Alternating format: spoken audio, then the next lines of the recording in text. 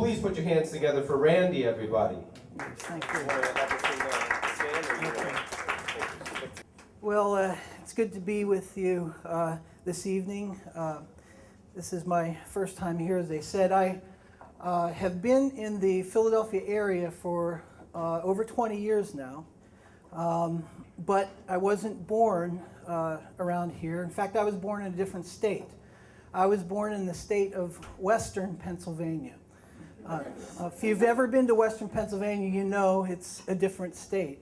Lots of differences, and the biggest difference, I think, is seasons. Around here in Philadelphia, we have 4 seasons: winter, spring, summer, and fall. In Western Pennsylvania, we have just 2 seasons. It's football season and deer hunting season. What people don't know is that you have to pick at least one of those 2 seasons in order to be able to stay in the state. If you don't pick at least one of them, they actually kick you out. I know some of my friends have been banished to other states because they couldn't pick at least one of those 2 seasons to participate in. For me, though, I didn't have any trouble. It wasn't deer hunting season. I don't hunt deer, and I don't mean to offend anybody, but I consider it bambicide. But I do love football, and ever since I was a little kid, I loved running around on the field and getting chased by other people.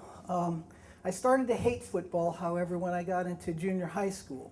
And the reason I hated it was because of the coaches. They were always yelling at us. And I remember one game in particular in junior high in the mid-'70s where it was almost halftime and I was playing the left end, and there was one play left in the half, and we decided to run a fake punt.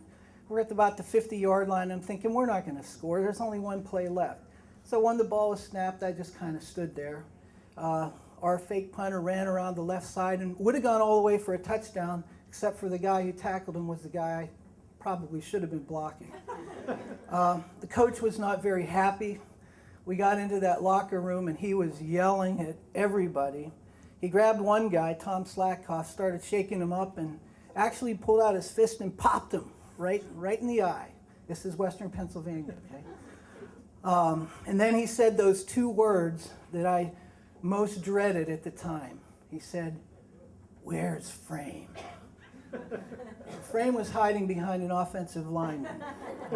He started on the left side of that locker room. I was over on the right side, and I could still see the fire in his eyes and his teeth clenched. And, "Where's Frame?"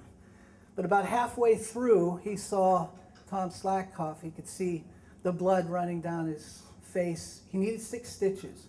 I think that was enough to calm him down a little bit. So he didn't hit me, but he did yell at me. He gave me a speech, and I remember what he said. I'll leave out the swear words, okay? But he said, "Frame." That was pretty much it without the swear words. But as I reflect on that, I realize that I learned a lesson from it, and now I never give up. I play racquetball sometimes, and when I'm down 14-5, that's when I dig in, because I always want to give it my best effort. And even though I don't agree with him hitting anybody or yelling at anybody like he did, I try to learn my lesson, and that's my story, and I'm sticking to it.